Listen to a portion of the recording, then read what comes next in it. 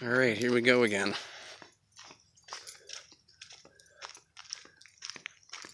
Basically what I'm shooting here is I'm coming up on the main mound that I never got to show in previous little filming, so I'm just going to do this as a narrative.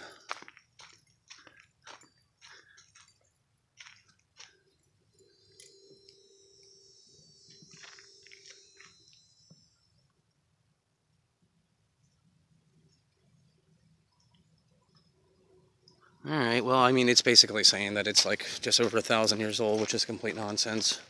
Right up the road from here, there's an archaeological site with different kinds of mounds that are definitely older. This could be described as a settlement. But there's something odd about this mound. I asked the park biologist if she knew who I could get a hold of to try to get some information on these people. And this right here just contradicts the other sign. The other one's saying 1,000. Let's see what they have to say.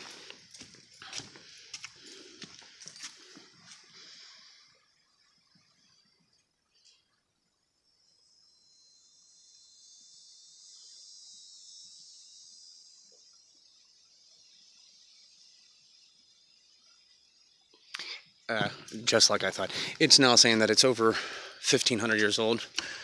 They have a problem with this because they can't date it, even though there were copper artifacts found here. This is a nearly 60 foot at the top rise.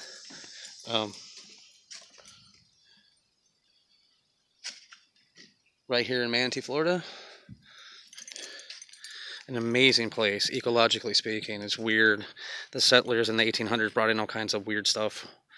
Rubber trees, gumbo limbos, all kinds of bromeliads, and settled right here. In fact, look, here's the cistern.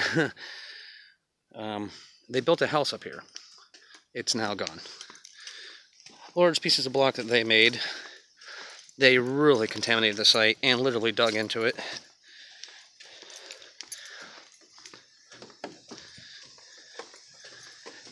It's just very peculiar, though. I'm trying to see what actually the layout is. I'm going to probably do my own mapping here. I know a little something about cartography. And here's one of those gumbo limbo trees, very unusual. They say some of these are 1,000 years old. I'm claiming bullshit. There were copper artifacts found here. I mean, I don't know if you can see the path down there. That's, yeah, a good 30, 40 feet down, maybe even 50, 60 like the sign says over there. God, it just doesn't, I don't know how well this is shooting. But this is definitely part of that same civilization, and I'm saying a lot older. Just because you have continual habitation doesn't mean that it's from the latest point of habitation. The copper was dated to somewhere around the 1st century BCE, whatever you want to say. God, it just doesn't shoot very well. I don't know if you can see how huge this thing is. Like, there's the walkway coming up from the other side, going down to the bay. And they've just let it all overgrown on purpose.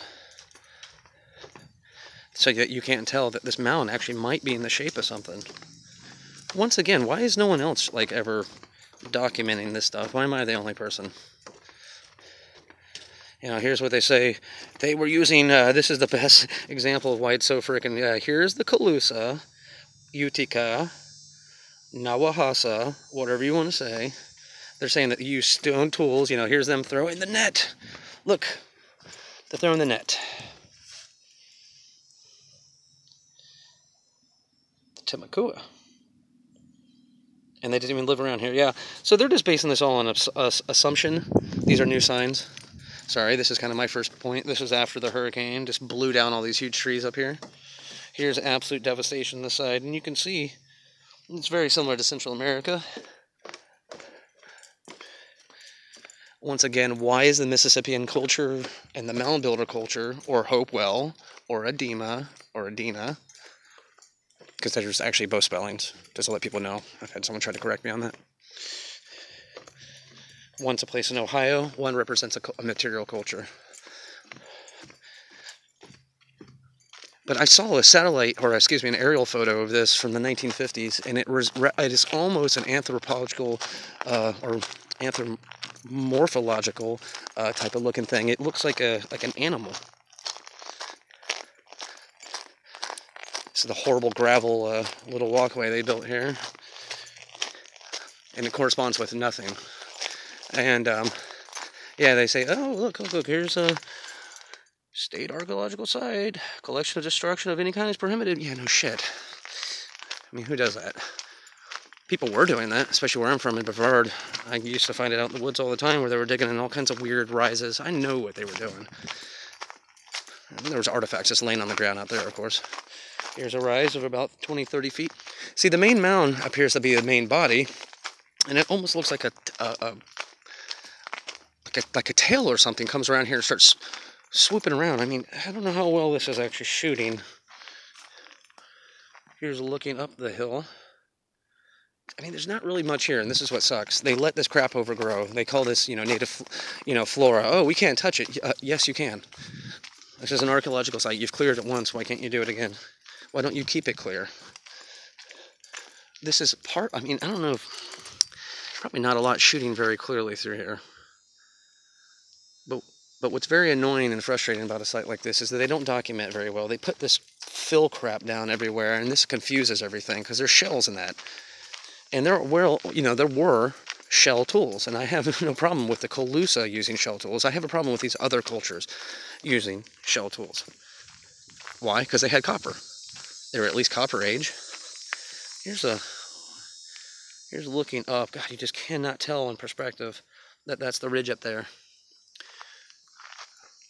This goes back towards the parking lot, so that's useless. Giant trees cut down, fell over in Irma. Crazy, crazy god of war, Irma. But I'm actually going to go try to do some documentation on this other part of the mound. And I really want to look at it from the air and see what this thing is. Is it a turtle? You want to use the word jaguar, puma, both incorrect. Thinking that at least the local languages, I think the cats were being referred to as, I can't think of it right now, but I think it was Sasahi or something like that. Sasahi. Alright, we're coming back out to the main vista.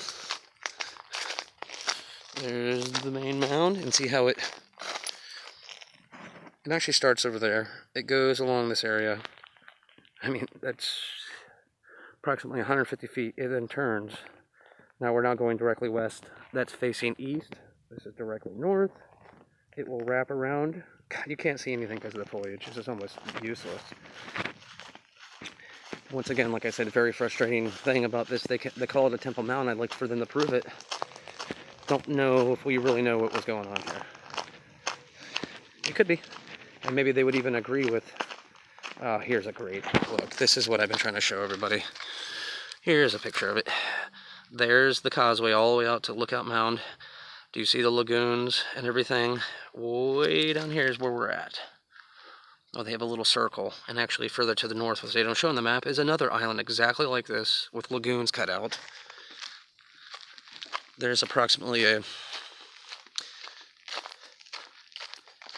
20 or 30 foot rise here as we go up. No documentation, you can't find nothing on it. They call it Calusa, I'm calling bullshit. Sure, they might have reused it, just like Spanish Point down in Sarasota, or you have, 3,000-year-old, no, excuse me, 3,000 to 5,000-year-old artifacts being found of metal. Oh yeah, they're the guys that were using the shell screws, right? I just hate how there's an assumption that all the people here in America are all the frickin' same. I mean, in Africa, you have people that are space age, and you have Stone Age living right next to each other. Oh, hello. Yeah, there's absolutely no point in trying to document any of this.